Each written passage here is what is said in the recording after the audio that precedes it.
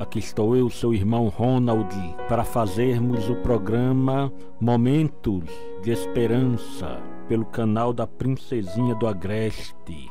A Caruaru, esse apelido tão formoso, né? Princesinha do Agreste.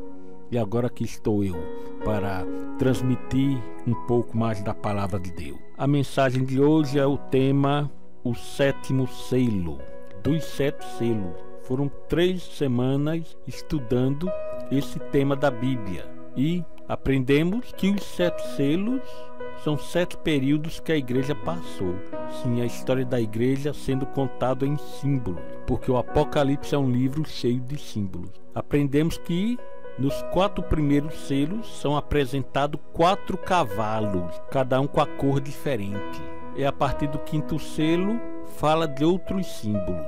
No primeiro selo aparece o cavalo branco, símbolo de pureza. É a história da igreja nos seus primeiros anos, em que nesse período os apóstolos estavam vivos. Era um período de pureza da igreja. A igreja era fiel, só pregava a Bíblia e o povo se convertia. Antes dos apóstolos morrerem, a igreja, bastante militante, conquistou muitas almas em toda a Europa e o norte da África. Sim, realmente foi um período de pureza. Aí vem o 2º selo, que apresenta o cavalo vermelho. O vermelho é a cor da violência. O próprio cavalheiro estava com a espada. Espada é instrumento de violência que mata. Então, o cavalo vermelho se refere à violência, a derramamento de sangue, que o sangue é vermelho. Era o período em que a igreja de Deus foi perseguida por Roma. Muitos cristãos morreram, mas quanto mais a igreja era perseguida, mais crescia. Quando um cristão morria,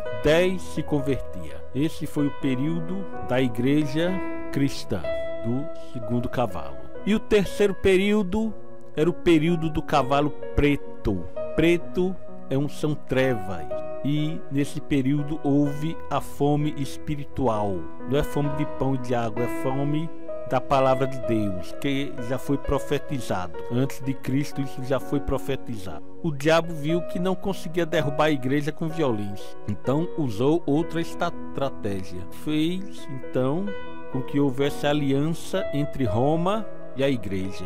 Deixou de ser perseguida. Mas o diabo fez com que, através de Constantino, o imperador Constantino, entrasse na igreja falsas doutrinas. E a igreja começou a se acomodar com essas falsas doutrinas e começou a apostatar. E o evangelho puro estava sendo substituído por mentiras que estavam entrando na igreja.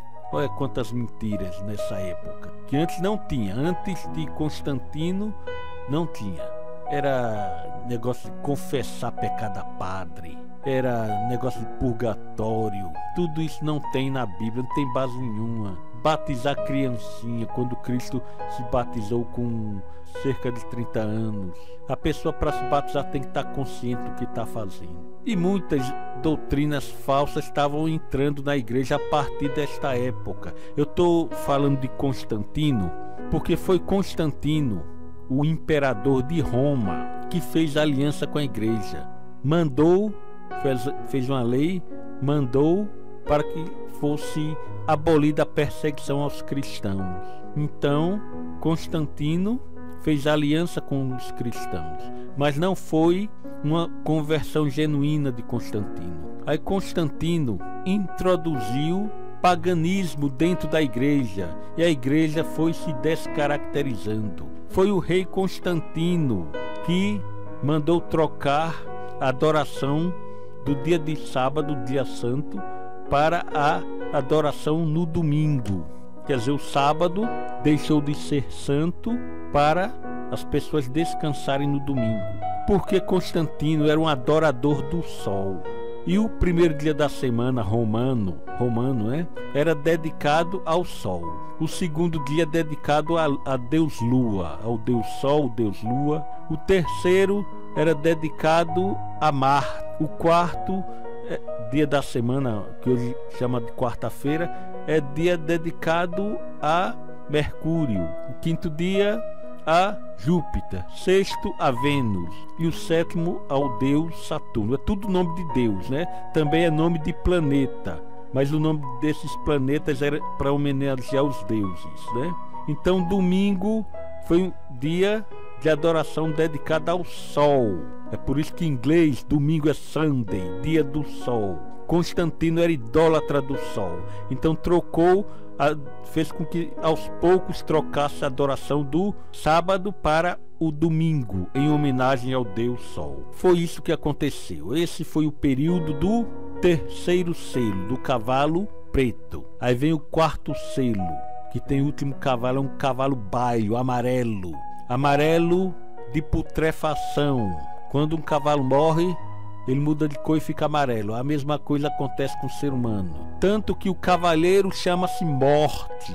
Então o cavalo amarelo simboliza a morte. Está falando da morte espiritual. Começou no período de 538, quando o Papa ganhou amplos poderes. Poderes grandes. Posso até chamar de poderes ditatoriais. O Papa agora tinha o direito de até matar quem fosse contra a Igreja Católica. E realmente, nesse período, os papas mandaram torturar e matar os inimigos da Igreja Católica. Agora vamos entender o seguinte: tinha cristãos católicos que não concordavam com o que estava acontecendo dentro da igreja. Estava havendo heresias, estava havendo idolatria a Maria, estava havendo corrupção e violência por parte dos papas. E os papas naquela época eram homens tiranos e mandavam matar. Dessa forma, o cavalo branco simboliza de uma forma bastante precisa esse período em que o Papa mandava matar. Lembre-se, o cavaleiro chamava-se Morte, e a Bíblia diz, né, que a sepultura e a morte o seguiam. Esse foi o período do cavalo amarelo. Veio o quinto período, o período em que a igreja protestante foi perseguida também. Surgiu o protestantismo e o Papa perseguiu os protestantes. Então o apóstolo João viu a alma dos decapitados. Claro, aquilo era só uma visão dos decapitados, dos que morreram por amor ao Evangelho. Realmente, nesse período, o quinto período da igreja, o quinto selo, os protestantes foram perseguidos e mortos pela Igreja Católica. E esses protestantes, na visão, diz: Senhor, até quando vai ficar parado e não se vinga do mal que fizeram a nós? Pronto, resumindo, esse foi o quinto selo. O sexto selo fala de sinais. O sexto selo fala de sinais no céu e na terra. O primeiro selo fala disso, né? Então esses sinais realmente aconteceram algum tempo depois da Reforma Protestante. O sexto selo fala de um grande terremoto, que foi o terrível terremoto de Lisboa. Para muitos foi o pior terremoto, porque criou um tsunami que chegou até a América do Sul, atingiu toda a Europa. Mais uma vez eu repito, é chamado de terremoto de Lisboa porque Lisboa foi a mais afetada, a metrópole mais afetada. Porém, atingiu toda a Europa. Foi um terremoto terrível. Depois do terremoto, nos Estados Unidos, o dia ficou escuro. Isso foi um mistério para a astronomia. De repente, ficou tudo escuro. E depois da escuridão, a lua tornou-se em sangue. Ficou vermelha como sangue. Foi o segundo sinal no céu e na terra. O terceiro sinal foi a queda das estrelas, que realmente foi a maior chuva de meteoro que o planeta Terra testemunhou. Mas só o pessoal da Nova Inglaterra que testemunhou essa grande chuva de meteoros caindo do céu. Foi um espetáculo tremendo. Imagine um monte de estrelas, milhões e milhões de estrelas caindo no céu, no horizonte da Terra. Foi um fato interessante. Tem outro sinal que diz que os céus vão virar o quê? Vão se recolher feito um pergaminho. Eu não entendi bem o que quis dizer com isso, mas de qualquer forma, esse sinal ainda não se cumpriu ainda. Vai se cumprir. Então vocês podem ver que nós estamos vivendo nesse período do sexto selo, porque os primeiros sinais se cumpriram. Tem a história para testemunhar, mas esse do céu se desenrolar como pergaminho ainda não se cumpriu. Isso faz com que nós nos localizemos na história no período desse sexto selo. E o sexto selo também diz o seguinte, que os ímpios vão dizer ao céu e à terra: cai sobre nós e esconde-nos da face daquele que está no céu. Isto está falando da volta de Cristo. Quando Cristo voltar, os que praticarem o mal vão vê-lo e vão temer, e vai dizer: cai sobre nós, que nós não queremos ver esse Salvador no céu. É isso que diz. Esse é o período do sexto selo. Foi o que estudamos, estou só revisando, foi o que estudamos nessas semanas passadas. Foram 3 semanas estudando os 6 selos. E hoje não vamos revisar mais, agora é o 7º selo. Essa profecia dos selos, do primeiro até o 6º, está lá em Apocalipse 6. Então o 7º e último selo era para estar em Apocalipse 7, mas não, vai para Apocalipse 8, pulou para Apocalipse 8. Por quê? Porque em Apocalipse 7, o que aconteceu foi o seguinte, em Apocalipse 7 está havendo assim um parênteses entre a 6ª e a 7ª revelação, quer dizer, entre o 6º e o 7º selo. Quer dizer, vou reprisar. Apocalipse 6 fala do primeiro até o 6º selo. Apocalipse 7 fala do parêntese entre o 6º e o 7º selo. E Apocalipse 8 fala deste 7º selo.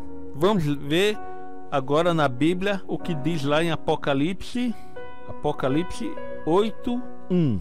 Diz: e havendo aberto o 7º selo, fez-se silêncio no céu por quase meia hora. Vamos analisar. Há pelo menos 2 interpretações do silêncio de meia hora no céu. Ele seria devido à partida das hostes celestiais em direção à terra. 2. O silêncio refletiria a expectativa das coisas que aconteceriam e fariam a ponte com as 7 trombetas. Vou repetir a primeira interpretação. Ele seria devido à partida das hostes em direção à terra. Amém. O que quer dizer com isso? Mateus 24 dá uma luz sobre ele. Mateus 24:31 diz. Vou ler o 30, para vocês verem pelo contexto que está falando da volta de Cristo. Então aparecerá no céu o sinal do Filho do Homem, que é Cristo. E todas as tribos da terra se lamentarão e verão o Filho do Homem, vindo sobre as nuvens do céu, com poder e grande glória. Agora o 31. E ele enviará os seus anjos com rijo clamor de trombeta, os quais ajuntarão os seus escolhidos desde os 4 ventos, de uma extremidade dos céus. Pronto, até aí tá bom. Mas vocês entenderam? Quando Cristo vier, ele vai trazer os anjos. Então, os anjos vão sair de seus lugares quando Cristo for para a terra. Vai ser feita uma procissão, em que Cristo vai sair do céu, do seu lar no céu, para a terra, para buscar os salvos na sua volta. Esse é o propósito da volta de Cristo, buscar os salvos, levar os salvos para o céu. Então Cristo vai caminhar no seu cavalo, em glória, do seu lar para a terra. E os anjos vão acompanhar Jesus nessa trajetória. Vai ser um momento de alegria no céu, em que todo o sofrimento da terra vai acabar. Sim, Jesus e seus anjos vão viajar do céu até a terra. Então, o céu vai ficar em silêncio. Por quê? Porque os anjos não vão ficar cantando no céu, não vão ficar conversando no céu, né? Porque os anjos estarão caminhando para a terra. Meia hora é um período simbólico. Simboliza 7 dias. Quer dizer que Jesus vai fazer uma viagem de 7 dias, que começa no céu, na sua morada, e vem para aqui para a terra. Meia hora é 7 dias. Porque veja, de acordo com a profecia bíblica, das profecias do Apocalipse, um dia, que é 24 horas, um dia é um ano. Na Bíblia, um dia é um ano. Por exemplo, no Apocalipse, é só o Apocalipse que é um livro simbólico. Quando você vê 10 dias, significa 10 anos. Porque dia no Apocalipse, na profecia, é ano. E em Daniel também. Então faz o cálculo. Se um dia é um ano, se 24 horas é um ano, então meia hora é 7 dias. É isso que é a volta de Cristo. Essa é a interpretação sobre esse silêncio no céu. Por que? Vamos revisar. Por que o silêncio no céu? Porque os anjos não vão estar no céu nem cantando, nem conversando. O céu vai estar vazio, então em silêncio. Não vão conversar. Porque os anjos vão todos acompanhar Jesus na trajetória. Quando Cristo vier, vai acompanhado de anjos. É como o exército. E que na frente do exército marchando está o grande general que é Jesus. E atrás os seus soldados, os anjos. Por isso que Deus é chamado o Senhor dos exércitos. Porque Ele caminha na frente e atrás vem o seu exército esplendoroso, seu exército celestial. Que bonito, que ilustração bonita esse silêncio do céu por meia hora. Como eu falei, vai haver um parêntese entre o sexto selo e o sétimo. E esse parêntese está em Apocalipse 7. Eu vou ler apenas o verso 1 a 3 de Apocalipse 7, que diz: Depois destas coisas vi 4 anjos que estavam sobre os 4 cantos da terra, retendo os 4 ventos da terra, para que nenhum vento soprasse sobre a terra, nem sobre o mar, nem contra árvore alguma. É a profecia dos 4 anjos sobre os 4 cantos da terra, retendo os 4 ventos. No Apocalipse, ventos significa calamidades, contenda, comoção. Os anjos, por ordem divina, aplicam sobre os salvos o selo do Deus vivo, um sinal de fidelidade ao Criador. Os selados serão preservados quando os ventos da destruição final da humanidade forem mais contidos não forem mais contidos pelos anjos de Deus. Vamos entender isso. Os 4 anjos de Deus estão contendo os 4 ventos. Quer dizer, está contendo as calamidades. Os 4 ventos são as calamidades na Terra. Tá certo, o nosso planeta já está passando por calamidade, mas vai acontecer coisa pior no futuro. Coisa muito pior, tá? Para acontecer com o planeta Terra. As catástrofes vão aumentar cada vez mais. Por exemplo, o Sol vai esquentar muito mais. Essa é a profecia bíblica. Os terremotos aumentarão cada vez mais. Serão as contendas. Mas os anjos de Deus estão contendo isso. Essas calamidades não venham acontecer antes do previsto. É como a represa. Uma represa contendo a fúria do rio, que está tentando destruir essa represa. Se destruir, aí vai haver uma grande calamidade. Então a mesma coisa é os 4 ventos e os 4 anjos. Os 4 anjos é como essa represa impedindo da água invadir de vez um lugar habitado. Os anjos estão contendo os 4 ventos, porque antes dos anjos liberarem os 4 ventos para a calamidade, antes disso, os salvos vão receber o selo de Deus. Quer dizer, um sinal de fidelidade ao Criador. No final dos tempos, só vai herdar o céu quem tiver este selo de Deus. Quem não tiver não vai ser salvo. Os selados serão preservados quando os ventos da destruição final da humanidade não forem mais contidos pelos anjos de Deus. Então, quando todos os salvos forem selados, aí sim os 4 anjos vão soltar os 4 ventos para que haja as grandes calamidades na terra. Vocês querem saber que selo é esse? Isso é importante, né? Nós queremos ter este selo no futuro, que Deus vai colocar em nossas testas no futuro, esse selo. Então precisamos saber que selo é esse. Mas não se preocupe, vai ser o tema do nosso próximo assunto, daqui a 7 dias. Mas vamos ver também aqui Apocalipse 7, 16, 17. Diz o seguinte: nunca mais terão fome os que receberam o selo. Nunca mais terão fome, nunca mais terão sede, nem sol nem calor algum cairá sobre ele. Porque o Cordeiro que está no meio do trono os apacentará e lhes servirá de guia para a fonte das águas da vida. E Deus limpará de seus olhos toda lágrima. Amém. Que bênção, irmão. Vamos ter a oportunidade de saber sobre este selo. Mas aqui diz, não é que Deus jamais abandona seus filhos. Deus permite dificuldades em nossa vida, porque nos ajuda a crescer. As dificuldades nos ajudam a crescer. Mas o Senhor promete que nunca mais passarão por aflições no futuro, né? Serão apacentados pelo Cordeiro. Isso é no reino de... Sim.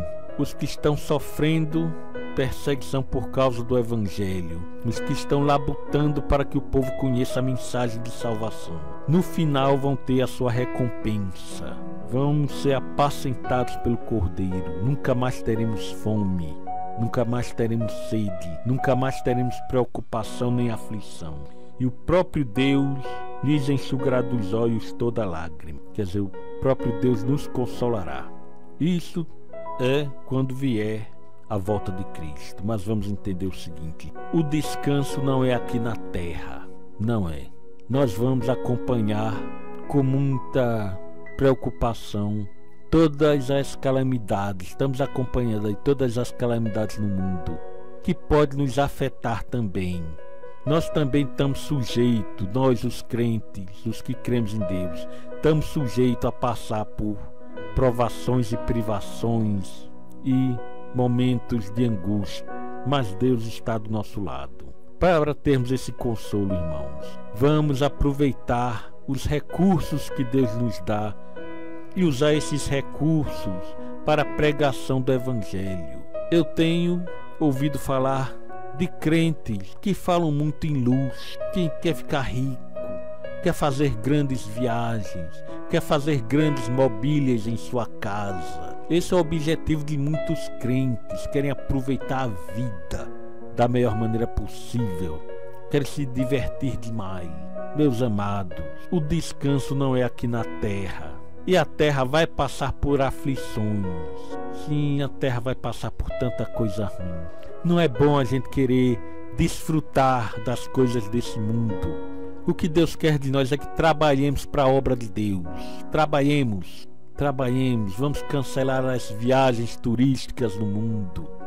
Você vai entrar de férias com a sua família, aproveite as férias para trabalhar mais para Deus. Você é um missionário, se aposentou, que coisa boa. Um trabalhador se aposenta, né? Mas o crente não. Aproveite sua aposentadoria e faça um projeto missionário para Deus. Diga a Deus: Senhor, eu quero trabalhar mais de casa em casa, eu quero visitar mais os irmãos. Eu estou aposentado, mas eu quero ter uma renda extra para ajudar na obra, ganhar mais dinheiro para ajudar na obra. É isso que temos que fazer, irmão. Que possamos meditar nisso. Jesus está voltando, mas enquanto não volta, o nosso objetivo é labutarmos na obra de Deus, labutarmos, que possamos meditar sobre isso. De hoje a 8, o ensino é muito importante, é sobre esse selo de Deus que Deus vai colocar, que tem algo a ver com o dia do Senhor. Não vamos perder, vamos orar a Deus. Pai amado, te agradecemos, Jesus, por esta oportunidade que tivemos de estudar a Tua Palavra, Senhor. Esteja conosco, nos ajuda, nos prepara para a Tua volta, Senhor. Essas bênçãos nós te pedimos, agradecidos em nome de Jesus. Amém.